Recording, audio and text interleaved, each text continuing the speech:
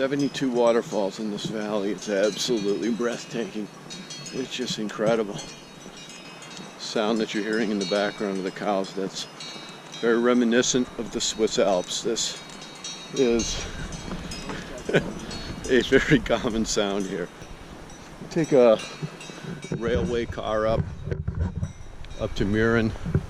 Actually, before Mürren, you take it up to, there's a stop there, I forget the name of it. And then there's a hike, 1,500 foot elevation gain. There's a hike there, really beautiful. It kind of winds through the trees and the ferns. And the valley side, I even fed a goat there, made friends with a goat. Got up into Mürren. Mürren's a beautiful small town. There's like no cars there, you just walk the streets. Incredible views. The whole thing is just incredible. And then there's like this one area that you sit. There's a bench there dedicated to someone's parents. They said they were never happier than they were sitting on that bench. So, almost unreal. I've seen the videos online of this place, and this is 10 times, 100 times better in these old shacks. Amazing, you see these old farmhouses around here, as well as the smaller homes that people rent out and live here. Unreal. Each of them, there's so much character. The flowers and all the different stuff. The woodwork is just incredible.